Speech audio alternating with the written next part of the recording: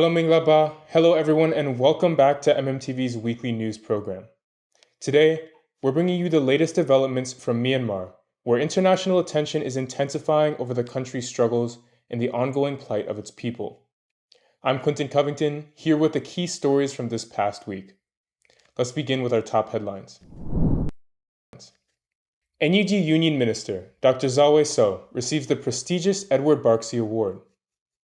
Ambassador U Cha Motun urges an investigation into the military's use of chemical weapons. The Pien U Lin police announces rewards for information on coup supporters.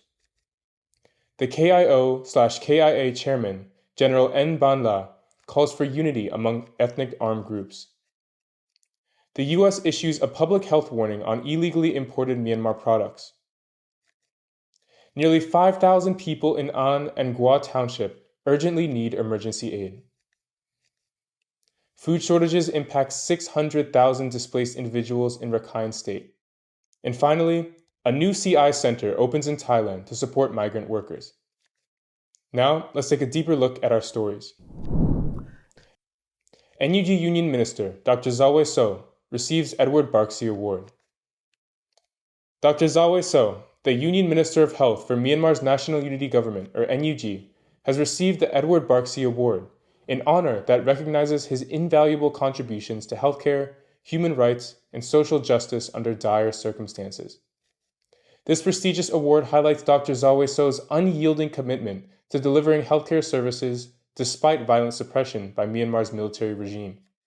Amid the regime's attacks on healthcare providers, including the civil disobedience movement health workers, the NUG Minister of Health has continued to serve the people of Myanmar, even under severe threats. The Edward Barksy Award Committee praised Myanmar's health workers, calling them a beacon of hope that champions health, peace, and justice. The Edward Barksy Award is historically significant, having honored renowned organizations like Nelson Mandela's African National Congress for advancing health and social justice. This year, Dr. Zawe So has been invited to the annual Health Activist Dinner, an event that convenes public health leaders, activists, and academics from around the world, underscoring the global importance of Myanmar's fight for health and human rights. Next, Ambassador U Cha Motun calls for military council investigation into chemical weapon use. Myanmar's UN Ambassador U Cha Motun has made an urgent call for international investigation into Myanmar's military, which he claims has used chemical weapons in conflict zones, resulting in severe harm to civilians. Addressing the 79th United Nations General Assembly on October 23rd, he voiced concerns over injuries and cognitive impairments reported among civilians, which he attributed to chemical exposure. During the thematic discussion on other weapons of mass destruction, or WMDs, at the UN, U Cha Motun requested that the Organization for the Prohibition of Chemical Weapons and member states initiate a thorough inquiry. He also revealed that the civilian government had previously identified a sulfur chemical plant established by the military around 1980 in Tonbo, central Myanmar, which was not disclosed in line with international protocols. The plant's existence poses a significant concern as it violates international treaties. U Cha Motun emphasized that unchecked chemical weapon use could escalate, urging the international community to halt the transfer of weapons, jet fuel, military-grade technology, and equipment to the military council. He stressed that immediate action is necessary to protect Myanmar civilians and prevent further humanitarian crises. Next, the Pien U Lin police offers rewards for information on coup supporters. The Pien U Lin People's Police Force, part of the National Unity Government's Ministry of Home Affairs and Immigration, has launched an initiative to reward civilians who provide credible information on military council activities and those who support the military regime. The People's Police Force, through its Security and Special Task Force, or SSTF, stated that this reward system aims to protect the people of Pien U Lin by targeting individuals and groups aligned with the military council. A spokesperson for the People's Police emphasized that the revolution's momentum is growing closer to Pien U Lin, rallying the public to report any military or affiliated actions that jeopardize public welfare. Specific targets include businessmen, lobbyists, militia members, and others linked to the military council. The People's Police also reassured residents that they are dedicated to safeguarding properties abandoned by civilians due to the ongoing unrest. Citizens are encouraged to share reliable information through the Pien Uluin SSTF chat box or Telegram link, with rewards given upon verification. The People's Police underscored the importance of collective efforts in countering the threats imposed by the military and its supporters. Up next, KIO-KIA Chairman General N. Ban La. Now is the time for ethnic armed groups to unite against dictatorship. On the 46th anniversary of the Kachin Independence Organization, or KIO, the KIO-KIA Chairman, General N. Ban La, called on Myanmar's ethnic armed groups to unite against the military dictatorship. In his address, General N. Ban La acknowledged the widespread support for the ongoing revolution from Myanmar's population, asserting that the military regime will eventually collapse. He urged all ethnic groups and departments to support the KIO's Central Committee in achieving its political objectives. The KIO has resolved to align its goals with those of other revolutionary groups to end the dictatorship, with General N. Ban La pledging continued commitment to this cause. He also noted that various militia groups, especially those suspected of collaborating with the military, have been closely monitored, with some operations suspended. In territories reclaimed by the KIO or KIA, efforts are underway to rebuild communities by restoring essential services such as resettlement programs, law enforcement, education, and healthcare. Next, the U.S. issues warning against consuming illegal Myanmar products. The U.S. Food Safety and Inspection Service, or FSIS, issued an urgent warning on October 24th regarding various meat products imported from Myanmar, including Best Brand beef curry, chicken biryani, duck blood, Timi Gwik mohinga paste, and coconut soup paste under the brand names Timi Gwik and Ain Chak.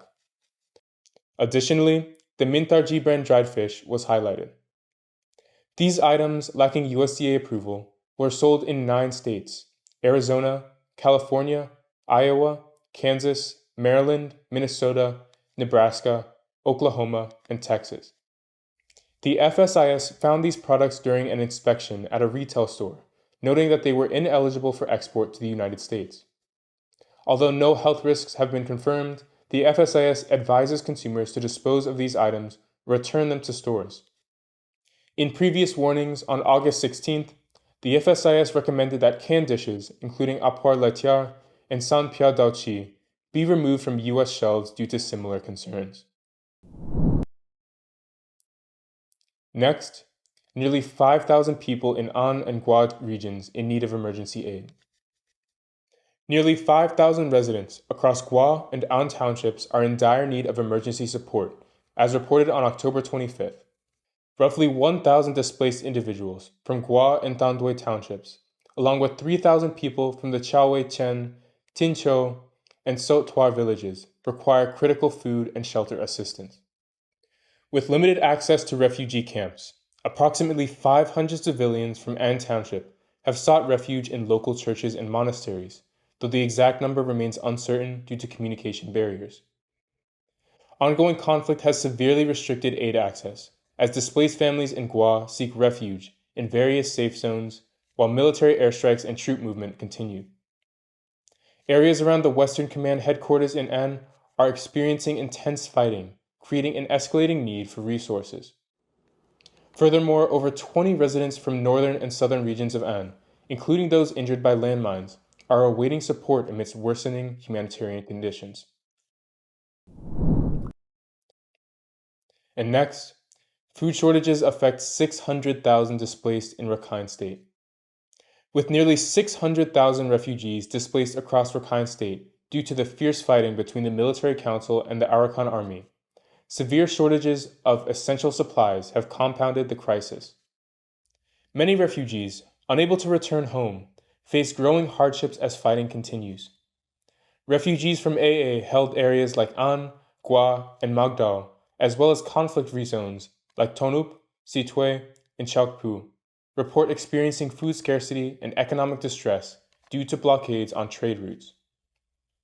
The Myat Hal refugee camp, home to 900 people, last received aid from the World Food Program on November 13, 2023, before supply routes were blocked. The situation grows increasingly urgent as access to food and healthcare remains limited, highlighting the need for international intervention to restore critical aid in the region. Next, a new CI center opens in Thailand to assist migrant workers. A new Certificate of Identity, or CI, issuance center will open in Thailand's Samut Sakhon province in November to support Myanmar, Cambodian, and Laotian migrant workers with travel documents. Announced by Thailand's Minister of Labor, Mr. Phipat Ratchakitprakarn, this center will issue travel documents through April 2025 for migrant workers whose permits have expired. The Joint Action Committee on Burmese People's Affairs, or JACBA, expressed support, noting that the center will reduce risks for Myanmar workers who would otherwise face deportation. In a related operation, the Thai Minister of Labor reported that nearly 210,000 Myanmar workers were identified and processed over a 120-day campaign to address illegal immigration, reflecting Thailand's ongoing efforts to manage migrant worker documentation. And that wraps up this week's coverage on MMTV. Thank you for staying with us as we bring you the latest updates on Myanmar's ongoing journey towards peace, justice, and democracy. Remember, these stories remind us of the resilience and strength of the people facing hardship and the importance of standing together in support. Please join us next week for more in-depth news and analyses. And until then, stay informed and take care. Thank you and goodbye.